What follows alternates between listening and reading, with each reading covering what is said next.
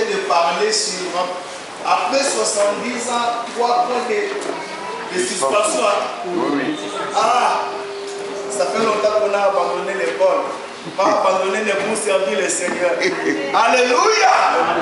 Bon, nous allons prendre nos Bibles. Donc, je ne peux pas commencer mon message sans pour autant honorer le grand visionnaire de cette assemblée, l'apôtre Willy. S'il peut s'était mis debout afin que l'église puisse acclamer Jésus.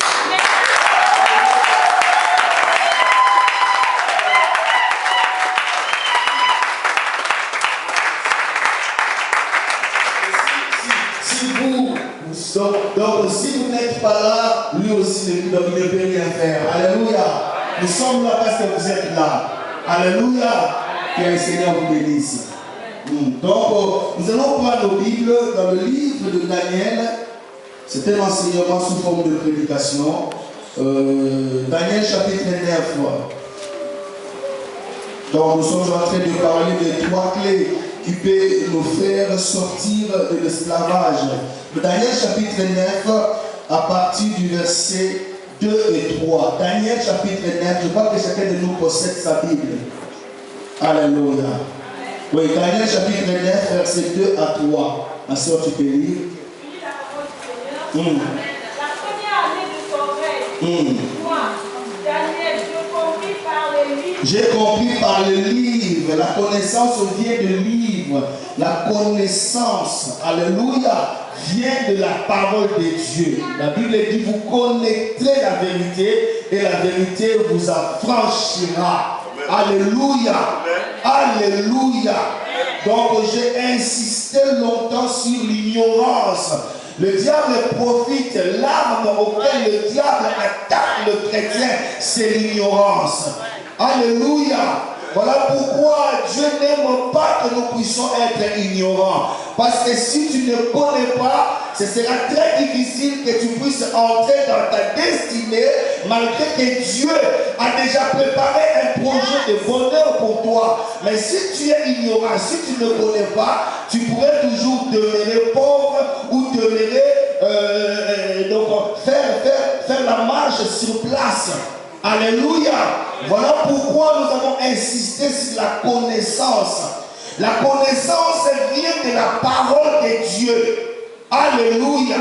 Il faut que nous puissions avoir le temps de découvrir les promesses de Dieu dans sa parole.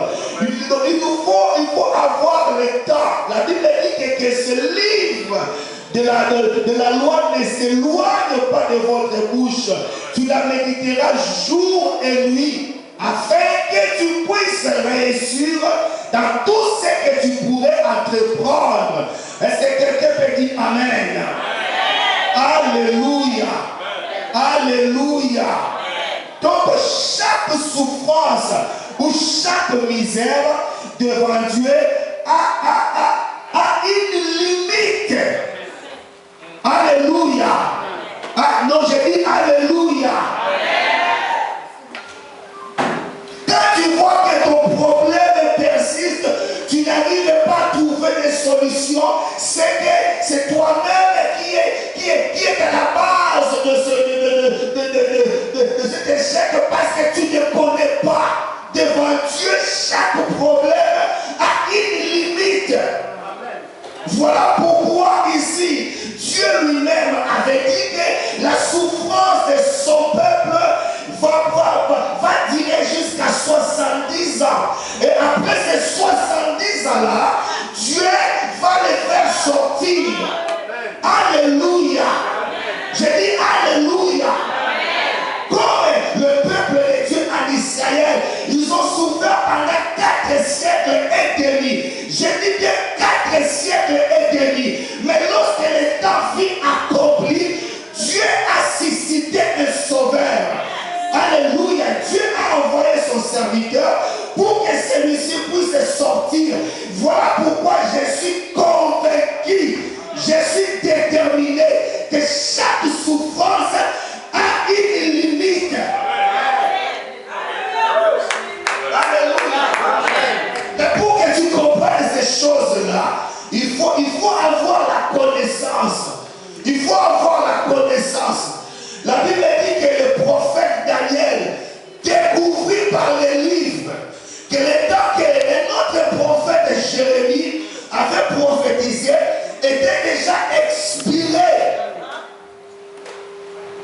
Voilà pourquoi j'ai dit que lorsque tu souffres, Dieu n'est pas ton problème. C'est toi-même, ma soeur. Parce que sur la croix, il a dit que tout est accompli. Lorsqu'il a dit que tout est accompli, cela veut dire qu'il a tout rendu parfaitement parfait. Il n'a rien laissé. Mais pourquoi continuerons toujours à demeurer dans la souffrance, à demeurer en dessous du seuil de la pauvreté? Le problème, ce n'est pas du côté de Dieu, mais le problème, c'est nous-mêmes, parce que nous sommes des ignorants. Amen. Nous découvrons ce que Dieu a prévu pour nous au travers de sa parole. Alléluia. Amen. Non, le problème, ce n'est pas simplement de découvrir, ma soeur. Mais lorsque tu découvres, qu'est-ce que tu fais avec ce que tu as découvert? Le problème, ce n'est pas de connaître. Mais lorsque tu connais, qu'est-ce que tu fais avec ta connaissance? Lorsque Daniel découvrit, il appliqua le deuxième volet qui va lui permettre de sortir de l'esclavage. Et je vais m'attarder sur ce deuxième volet ce matin. Il appliqua quelque chose. Il a découvert que l'état était déjà fixé. L'état était déjà expiré. Il devait sortir. Mais crois-moi, tu ne sortiras pas comme ça. Parce que le monde auquel nous sommes est sous la puissance du malin. Alléluia. Tu ne sortiras pas comme ça. Toi, tu crois que le diable va te laisser libre de la liberté de jouir les bienfaits de Dieu. Détrompe-toi. Voilà pourquoi la Bible dit que depuis le temps de Jean-Baptiste, le royaume que nous prêchons est forcé. Et ce sont seulement les violents qui s'en emparent. Le verbe s'emparer de dire prendre par force, sans négociation. Nous devons prendre par force ce que Dieu a prévu pour nous. Tu dois arracher ton mariage. Tu dois arracher les bénédictions de Dieu. Vous savez, les bénédictions, ça ne s'attend pas d'une façon passive. Les bénédictions de Dieu, ça s'attend d'une façon active. Il faut faire quelque chose. Il faut faire quelque chose. Je parle à quelqu'un ce matin. Il a découvert que dans le tête, alléluia. Pourquoi tu continues toujours à demeurer comme ça? Mais oui, l'apôtre.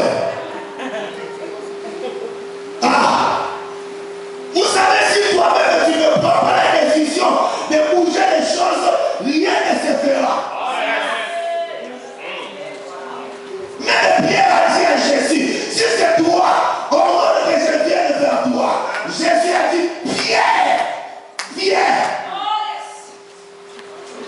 Quand tu prends l'initiative, quand tu fais un pas, Dieu en fera quoi? Je parle à quelqu'un ce matin. Est-ce qu'on peut saluer la gloire de papa?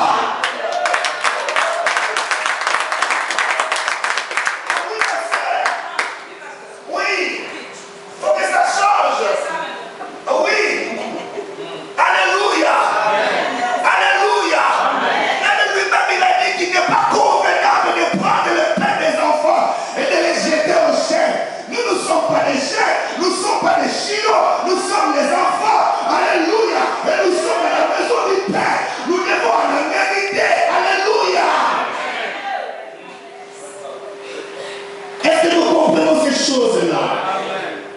L'état de ma souffrance est déjà expiré.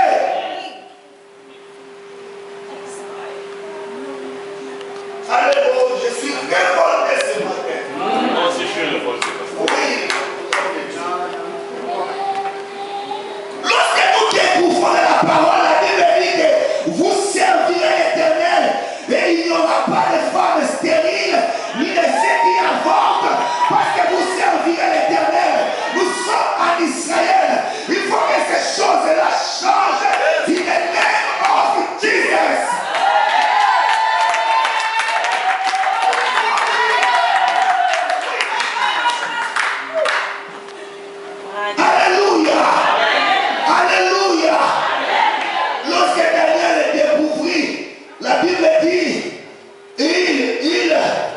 il s'appliqua.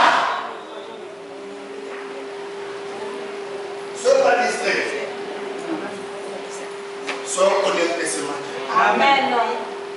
Lorsqu'il a découvert, et qu'est-ce qu'il a fait?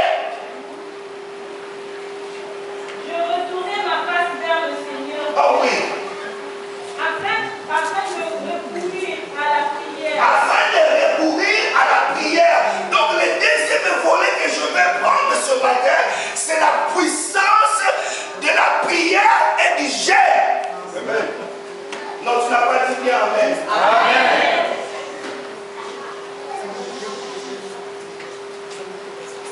Alléluia. Amen. Je dis alléluia. Amen. Dans le livre de Matthieu chapitre 18, verset 18, non, je parle de cela le dimanche passé. Moi, je croyais que ce verset-là était attribué pour chasser et lier les démons. Oh non, non, non. Le Saint-Esprit ne parle pas de ça. Alléluia. Alléluia. Et ce verset dit que tout ce que vous lierez sur la terre sera aussi lié au ciel. Moi, je croyais que c'était les démons. Non, ce n'est pas les démons. On fait allusion à la puissance de la prière. Parce qu'après avoir reçu la révélation, je parle de Pierre. Jésus lui a dit, alléluia, je te donnerai les clés. Pas la clé, mais les clés. Un trousseau. Et qu'est-ce que tu vas faire avec ces clés-là? C'est que c'est toi qui dois ouvrir. C'est toi qui dois commencer à ouvrir ici sur terre, afin que moi au ciel, je puisse aussi m'ouvrir. Aussi longtemps que toi tu n'ouvres pas sur la terre, au ciel, moi je ne peux rien faire malgré que je suis le tout-puissant. Donc à d'autres termes, je n'ai pas de toi. Donc en fait, ma soeur, la prière, si on peut définir la prière c'est donner l'autorisation à Dieu d'intervenir sur les affaires humaines.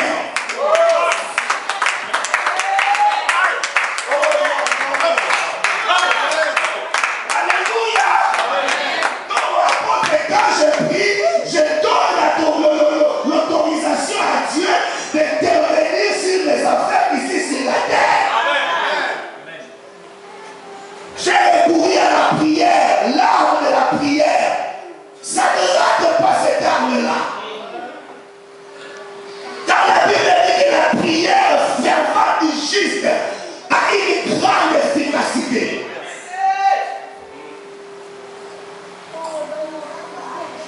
Si tu essaies avec la prière, ça ne marche pas. Ajoute encore un autre complément. C'est les gènes. Je parle du gène. Amen.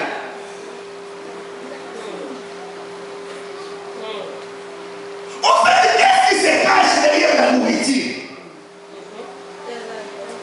Il y a une puissance dans la nourriture. Amen. Le premier péché est à cause d'une pomme. Tu peux dire pomme. Donc l'homme a perdu l'autorité. L'homme a perdu l'identité. L'homme a perdu la puissance à cause d'un simple pomme. Mais en fait, qu'est-ce qui se cache derrière la pomme?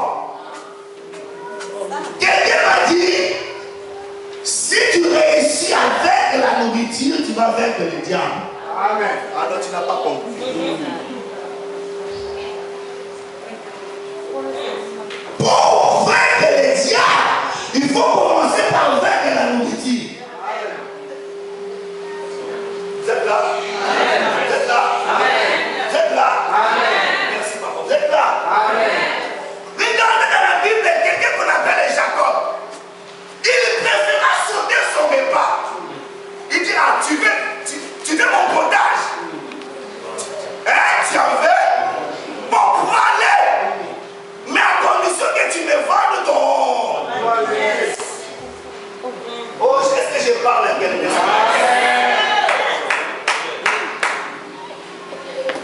Même Jésus lui-même, il a dit, cette espèce, parce qu'il y a des espèces de démons, il y a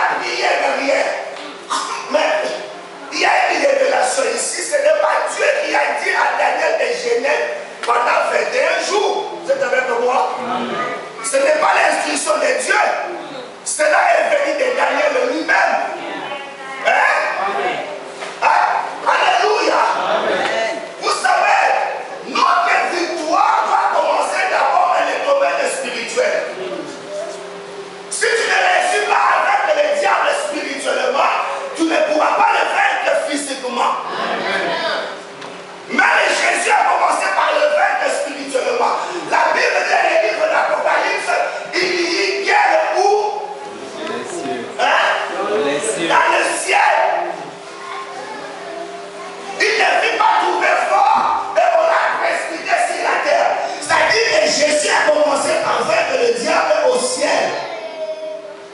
Et pour achever sa victoire, il est venu maintenant dans son territoire.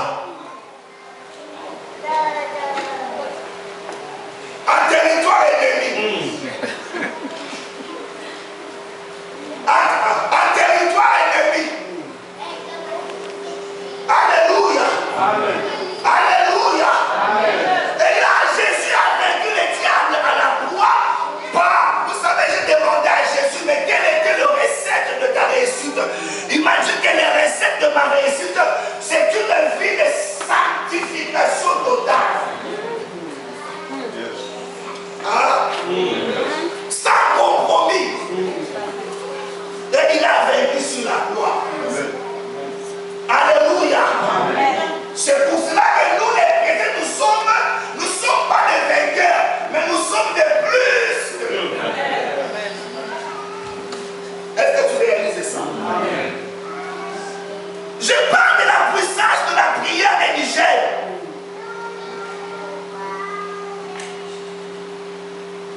Laissons un peu ces prophètes là tranquilles. Daniel, hein? On va les brancher après.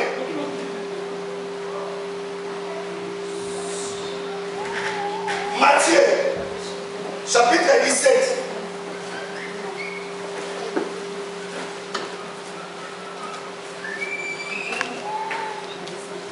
Matthieu 17, s'il vous plaît. Le premier verset. Je lis la parole du Seigneur. Amen. 6 jours après, Jésus prit avec lui Pierre, Jacques et Jean son frère, et il les conduisit à l'écart sur une haute montagne. Tu peux souligner cela sur une haute montagne. La victoire, ça s'obtient sur la montagne. Parle à quelqu'un. Amen. Alléluia. Amen. Mais regardez maintenant ce qui se passe. Nous sommes au verset 14. Lorsqu'ils furent arrivés près de la